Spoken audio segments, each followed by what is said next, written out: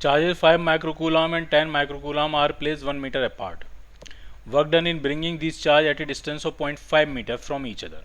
ठीक है, पहले इनके बीच का सेपरेशन 1 मीटर था, अब सेपरेशन आधा मीटर है. कितना वर्क करना पड़ेगा? तो जो भी आप वर्क करोगे वो होगा इंक्रीज इन पोटेंशियल एनर्जी, यानी फाइनल पोटेंशियल एनर्जी के Q1 Q2 अपॉन 0.5, ये फाइनल पोटेंशियल एनर्जी हो गई, माइनस इनिशियल पोटेंशियल एनर्जी यानी के Q1 Q2 अपॉन 1. तो ये जो भी वर्क डन होगा वो होगा इंक्रीज इन पोटेंशियल एनर्जी. अब आप सारी वैल्यू डालिए इसमें और सॉल्व कीजिए, आपको आंसर मिलेगा.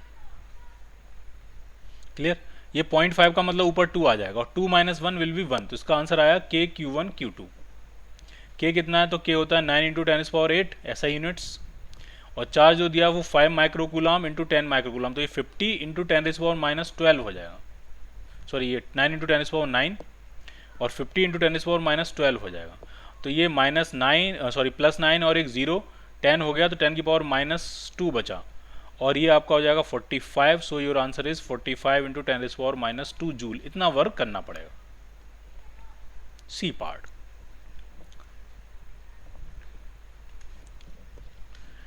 एक पार्टिकल है, उसका मास भी दिया है, चार्ज भी दिया है, इलेक्ट्रिक फील्ड दिया है और काइनेटिक एनर्जी पूछ रहे हैं आफ्टर 10 सेकेंड्स. ठीक, तो आप समझिए कैसे करेंगे. Q इंटू ई तो बन गया फोर्स, अपॉन मास करेंगे. ऐसा क्वेश्चन हम कर चुके हैं पहले भी, इसलिए मैं डायग्राम नहीं बना रहा हूँ, डायरेक्ट लिख दे रहा हूँ. Q इंटू ई हो गया फोर्स, फोर्स अपॉन मास हो गया एसलेशन, और एसलेशन में अगर हम टाइम से मल्टीप्लाई करें तो ये हो गई velocity.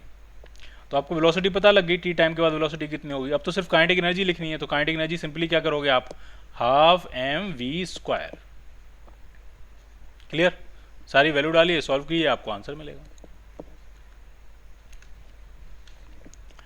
The ionization potential energy of mercury, ionization potential energy नहीं, आयनाइजेशन पोटेंशियल दिया है मरकरी का 10.39 वोल्ट. ठीक, how far an electron must travel in an electric field of 1.5 into 10⁻6 volt per metre to gain sufficient energy to ionize mercury. अब आराम समझिए, ionization potential तो दिया है 10.39 वोल्ट, तो आयनाइजेशन एनर्जी कितनी होगी, आयनाइजेशन एनर्जी कितनी होगी, तो वो हो जाएगी 10.39 इलेक्ट्रॉन वोल्ट. ये आयनाइजेशन एनर्जी होगी. तो एक इलेक्ट्रॉन को अगर मैं 10.39 वोल्ट से एक्सलरेट कराऊं तो वो 10.39 इलेक्ट्रॉन वोल्ट एनर्जी गेन कर लेगा, और उतनी एनर्जी गेन करके अगर मरकरी के एटम पे हिट करेगा तो मरकरी को आयनाइज कर देगा. यानी अगर मुझे इलेक्ट्रॉन को एक्सलरेट कराना है तो मुझे इतना पोटेंशियल डिफरेंस चाहिए, 10.39 वोल्ट का पोटेंशियल डिफरेंस चाहिए, तब जाके वो आयनाइज होगा. अब आपको इलेक्ट्रिक फील्ड दिया, डिस्टेंस पूछ रहे हैं, तो जो पोटेंशियल डिफरेंस होगा वो होता है E इंटू डी. ठीक है, मैं मैग्नीट्यूड की बात कर रहा हूँ, माइनस मैंने अवॉइड किया. तो हमें कितना पोटेंशियल डिफरेंस चाहिए, 10.39 का पोटेंशियल डिफरेंस चाहिए. इलेक्ट्रिक फील्ड कितना है आपके पास, 1.5 इंटू 10⁻6 वोल्ट पर मीटर का इलेक्ट्रिक फील्ड है, तो कितनी डिस्टेंस आपको चाहिए होगी, तो इंटू डी. तो वो डिस्टेंस ही आपसे पूछ रहे हैं, तो वो जाएगी 10.39 divided by 1.5 into 10⁻6. So your answer is D part. Clear? ये वो डिस्टेंस होगी. इतनी डिस्टेंस से तक आप उसको एक्सलेट होने दोगे तो वो इतनी एनर्जी गेन कर लेगा कि जब वो मरकरी को हिट करेगा तो उसको आयनाइज कर देगा. 0.2 farad capacitor is charge to 600 volt by a battery. 0.2 farad का कैपेसिटर है, 600 वोल्ट से चार्ज किया, बैटरी हटा दी. उसके बाद एक और कैपेसिटर से कनेक्ट कर दिया है जिसका कैपेसिटेंस 1 फैराड है. फाइनल पोटेंशियल पूछ रहे हैं, द पोटेंशियल डिक्रीजेस टू, यानी फाइनल पोटेंशियल. तो ऐसा क्वेश्चन हमने किया था कि अगर आपने C1 कैपेसिटर को V0 से चार्ज किया है तो चार्ज इस पे जो आ जाएगा वो C1 V0 चार्ज आ जाएगा, और फिर आपने उस चार्ज कैपेसिटर के पैरेलल में एक और कैपेसिटर लगा दिया और फाइनल पोटेंशियल, नेट पोटेंशियल आपको निकालना था. तो नेट पोटेंशियल का कंसेप्ट होता है Q net upon C net. Q net तो आपका Q1 के बराबर ही होगा, Q के बराबर ही होगा, क्योंकि दूसरा तो अनचार्ज ही है. और C नेट कितना हो जाएगा, C1 प्लस C2. और ये Q किसके बराबर था, वो था C1 V0 upon C1 plus C2. ऐसा क्वेश्चन हमने किया था, बिल्कुल यही उसका आंसर भी आया था. तो बस वैल्यू डाल देते हैं और आपको आंसर मिल जाएगा. C1 कैपेसिटेंस था 0.2 फैराड और पोटेंशियल था 600 volt, upon C1 plus C2 करेंगे तो ये 1.2 आ जाएगा. तो पॉइंट से पॉइंट गायब, 2 से कैंसिल करेंगे 6 टाइम्स, 6 से डिवाइड करेंगे तो ये आपका आ गया 100 volt. Final potential will be 100 volt. A part. Work done in placing a charge of 8 into 10⁻⁻6 coulomb on a capacitor of 100 microfarad. आपको कैपेसिटर को चार्ज करने में वर्क डन पूछ रहे हैं कितना लगेगा, तो जो वर्क डन होगा वो कैपेसिटर की एनर्जी के बराबर हो जाएगा, और एनर्जी जो होगी वो हो जाएगी Q square by 2c। Q कितना है, तो वो है 8 इंटू 10⁻⁻18 कूलाम का स्क्वायर, अपॉन कैपेसिटेंस कितना है 2 इंटू 100 माइक्रोफैरड यानी 10⁻⁻6। आप इसको सॉल्व कीजिए, आपको आंसर मिलेगा। 8 का स्क्वायर 64 होता है, 2 से डिवाइड करेंगे तो 32 बचेगा, तो 32 वाला ही आंसर बनेगा। So your answer is D part. पार आप खुद से कैलकुलेट कर लेना।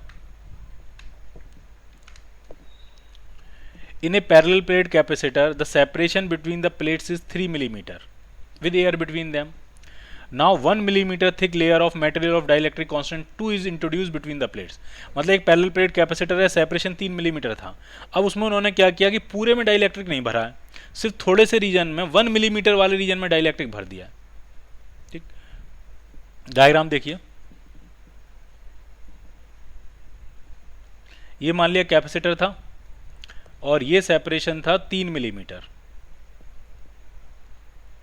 इसका कुछ कैपेसिटेंस रहा होगा A epsilon not over D. D की जगह क्या लिखेंगे 3 मिलीमीटर, देख लेंगे बाद में। अब आपने इसके अंदर एक डाइलेक्ट्रिक की स्लैब इंसर्ट करी, लेकिन वो जो डाइलेक्ट्रिक की स्लैब इंसर्ट करी उसकी थिकनेस 1 मिलीमीटर थी। 1 मिलीमीटर की थिकनेस आपने क्या कर दी, इंसर्ट कर दी, तो ऑब्वियसली इसका कैपेसिटेंस बढ़ जाएगा। पूरा भरते तो और ज़्यादा बढ़ जाता, थोड़ा भरा ठीक है, कम बढ़ेगा, बढ़ जाएगा। अब कह रहे हैं कि नहीं, हमें तो वो पुराना वाला ही कैपेसिटेंस चाहिए, तो इसके लिए उन्होंने क्या किया, दोनों प्लेट्स के बीच का सेपरेशन बढ़ा दिया, दोनों प्लेट्स को और दूर कर दिया। डाइलेक्ट्रिक तो डाल के रखा है बट सेपरेशन बढ़ा दिया ताकि हमें वही ओरिजिनल कैपेसिटी मिल जाए। तो चलो मान लिया इन्होंने नया सेपरेशन कर दिया, कुछ मान लेते हैं x, ठीक है, ऐसा कहता हूं कि नया सेपरेशन हो गया 3 + x। x मिलीमीटर से सेपरेशन उन्होंने बढ़ा दिया, और जब हम सेपरेशन बढ़ाते हैं तो कैपेसिटी कम होती है, और सेपरेशन इतना बढ़ाना है कि इसकी कैपेसिटी वही आ जाए जो कि ओरिजिनल कैपेसिटी थी। In order to bring its capacity to the original value the separation between the plates must be. नया सेपरेशन कितना होगा ये आपसे पूछ रहे हैं। क्लियर? तो सॉल्व करें फिर इसको। देखिए, पुराना जो कैपेसिटेंस था वो था आपका A epsilon not over D. ठीक, डी कितना है 3 मिलीमीटर, मिलीमीटर में रखते हैं, हमें बराबर करना है, और नया कैपेसिटेंस भी इसी के बराबर होना चाहिए। होगा कितना वैसे वो, तो वो होगा ए एप्सिलॉन नॉट ओवर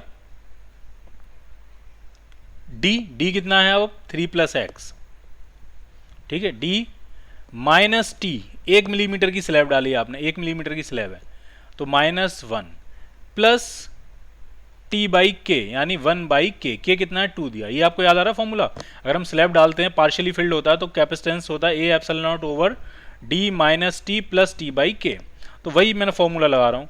अब आपका जो डी है वो 3 + x हो गया, माइनस टी 1 मिलीमीटर की स्लैब है, प्लस टी बाई के जो दिया था वो 2 डाइलेक्ट्रिक कांस्टेंट 2 के बराबर दिया था।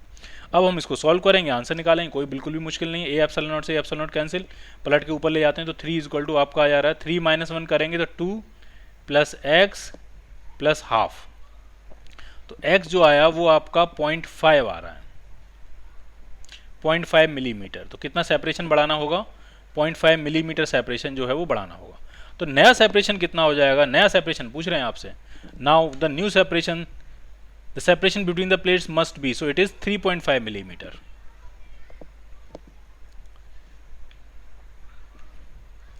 इलेक्ट्रिक पोटेंशियल दिया है, अगले क्वेश्चन में इलेक्ट्रिक फील्ड पूछ रहे हैं, बहुत ही आसान है। सिंस x का ही फंक्शन है तो इलेक्ट्रिक फील्ड आपका बनेगा -dv/dx i कैप। सिर्फ x का ही फंक्शन है इसलिए, तो डिफरेंशिएट करेंगे तो ये आ जाएगा -6x i कैप। ये इलेक्ट्रिक फील्ड का एक्सप्रेशन आ गया। किस पोजीशन पे निकालना है, 2, 0, 1 पे निकालना है। तो 0, 1 पे ज़्यादा फर्क पड़ेगा नहीं क्योंकि ये तो सिर्फ x का फंक्शन है। तो x की वैल्यू जब आप 2 डालोगे तो ये आपका आ जाएगा -12 i कैप, और यूनिट क्या होगी, volt per metre. So your answer is D part. Minus sign ये बताता है कि वो पॉजिटिव एक्स एक्सिस की डायरेक्शन नहीं होगी, डायरेक्शन उसकी होगी निगेटिव एक्स एक्सिस में।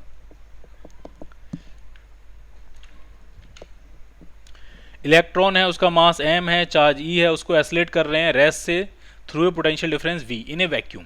फाइनल स्पीड पूछ रहे हैं, तो आपने e चार्ज को अगर v से एसलेट किया तो जो काइनेटिक एनर्जी होगी वो e × v के बराबर हो जाएगी। और उसी को आप क्या लिखोगे, हाफ एम वी स्क्वायर, ये वेलोसिटी है। और आपसे वेलोसिटी पूछ रहे हैं तो ये आपके आ जाएगी under root 2 EV by M. So your answer is C part. एक इलेक्ट्रॉन है, moves from rest from a point at which potential is 50 volt to another point at which potential is 70 volt। ठीक, तो एक electron है, electron का charge minus ही होता है और उसको 50 वोल्ट के पोटेंशियल से हम मूव करा रहे हैं 70 वोल्ट के पोटेंशियल तक। तो आप ये बताइए, ये डेल्टा वी जो पोटेंशियल डिफरेंस है वो 20 वोल्ट का हो गया। अब बस आप मुझे ये बताइए 20 वोल्ट से इलेक्ट्रॉन एसिलेट करेगा कि रिटार्ड करेगा? काइनेटिक एनर्जी फाइनल स्टेट में उसकी बढ़ेगी कि कम होगी? ठीक, तो इलेक्ट्रॉन है, इलेक्ट्रॉन इलेक्ट्रिक फील्ड की अपोजिट डायरेक्शन में एसिलेट करता है। अगर मैं इलेक्ट्रिक फील्ड बनाने की सोचूं तो इधर हायर पोटेंशियल इधर लोअर पोटेंशियल, तो इलेक्ट्रिक फील्ड की डायरेक्शन इधर होगी, हायर पोटेंशियल से लोअर पोटेंशियल। और अगर आपने 50 वोल्ट वाले पोजीशन से इलेक्ट्रॉन को छोड़ा है, सिंस ये नेगेटिव चार्ज है तो इस पर इलेक्ट्रिक फील्ड की अपोजिट डायरेक्शन में फोर्स लगेगा तो ये एसिलेट कर जाएगा। तो 20 वोल्ट से क्या करेगा, वो एसिलेट करेगा। नेगेटिव चार्ज आप चाहो तो याद रख सकते हो, नेगेटिव चार्ज हमेशा लोअर से हायर पोटेंशियल एसिलेट करके भागता है और पॉजिटिव चार्ज हायर पोटेंशियल से लोअर पोटेंशियल एसिलेट करके भागता है। तो 20 वोल्ट से ये एसिलेट करेगा।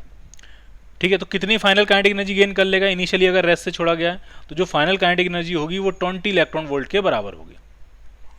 और इसको अगर जूल में कन्वर्ट करना है तो इलेक्ट्रॉन वोल्ट को लिखेंगे 1.6 इंटू 10⁻⁹ जूल बन जाएगी अब ये। तो ये आपका आ जाएगा 3.2 इंटू 10⁻⁸ जूल। इतनी फाइनल काइनेटिक एनर्जी होगी इलेक्ट्रॉन की। So your answer is B part.